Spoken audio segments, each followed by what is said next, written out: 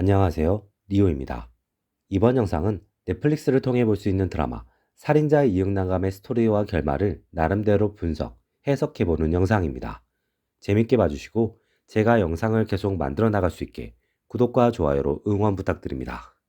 장난감은 이탕이 살인을 저질렀음을 알고 있지만 이탕을 범죄에서 벗어나게 합니다. 장난감은 경찰로서 정의를 추구하는 인물이며 동시에 자신의 일로 그 정의를 완성할 수 없는 한계를 알고 있는 인물이기 때문인 것으로 보입니다. 그러한 장난감의 성향을 가장 잘 보여주는 상황이 형정국의 죽음인 것으로 보입니다. 형정국이 악인이며 자신이 어떻게 할 수 없다는 것을 잘 알기 때문에 송천이 형정국을 살해할 수 있는 상황을 만들어냅니다.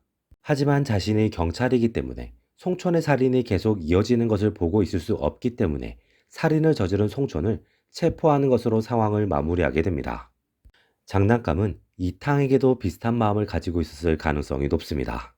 이탕이 범죄자, 악인을 자신의 방식대로 처리하는 것에 대한 반감 자체가 큰 것은 아니지만 경찰로서 이탕의 살인이 계속 이어지게 할 수 없기 때문에 이탕을 체포하고 법적 처벌을 받게 하겠다는 마음이 컸을 것으로 보입니다. 하지만 장난감은 이탕과의 최후의 순간에 자신이 경찰이라는 직업을 선택한 이유가 소멸되어 버리는 경험을 하게 됩니다. 장난감이 경찰이라는 직업을 선택한 이유는 아버지에게 인정받기 위해서였는데 그 이유는 아버지를 꽤 괜찮은 경찰로 인식한 것이 전제 조건으로 보입니다. 거기에 자신이 경찰이 되어 같은 레벨, 비슷한 환경을 조성하면 자신이 이미 보여준 깡뿐 아니라 능력, 실력적으로도 아버지가 자신을 무시하지 못할 것이라고 생각한 것이 아닐까 싶습니다. 하지만 결과적으로 송촌에 의해 자신의 아버지가 비리경찰이었다는 것을 알게 됩니다. 거기에 범죄자인 송촌이 아니라 경찰이라는 조직 속에서 특히 자신을 아껴준 인물이 어머니와 불륜을 저질렀다는 것을 통해 장난감은 경찰이라는 직업 자체를 스스로 내려놓게 됩니다. 그로 인해 경찰이라는 직업의식 속에서 이탕을 살인자로 체포하고 이탕의 살인을 멈춰야 한다는 의식이 소멸되어 버립니다.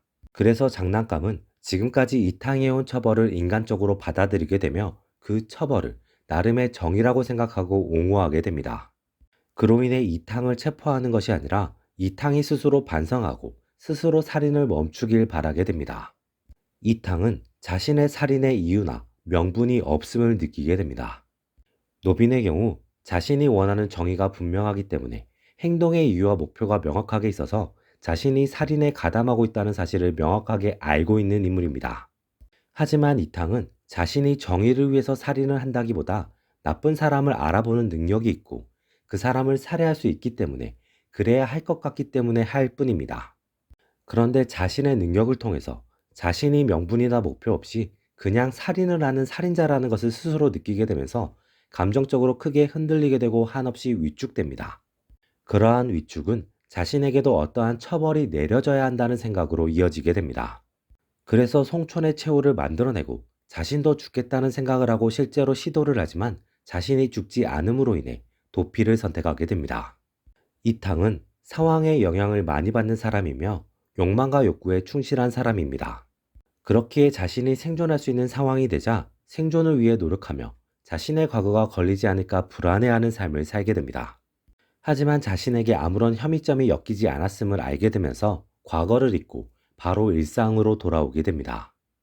이탕이 돌아온 직후 새로운 살인이 발생합니다. 그리고 그 살인은 이전까지 이탕이 했던 것처럼 살해된 이후 다양한 범죄에 연루되었음이 밝혀지게 됩니다. 거기에 이탕이 누군가를 보고 능력이 발현되어 그 사람이 범죄자를 느낀 이후에 벌어진 사건이기도 합니다. 이 살인은 이탕이 했다고 보는 것이 비교적 자연스러워 보입니다. 가장 큰 이유는 이탕이 한국에 돌아오자마자 생긴 것이라는 것입니다.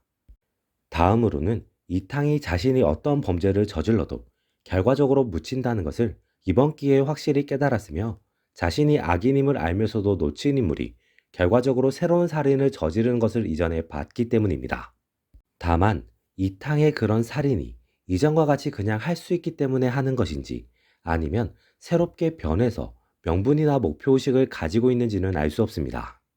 그렇기에 이 작품의 의도나 생각, 메시지가 모호하게 느껴지는 것 같습니다. 송천의 경우 체제의 순응적인 인물이었으나 타인, 그것도 악인에 의해 자신의 한계가 결정지어지면서 현실에 반발하며 변화하는 인물입니다.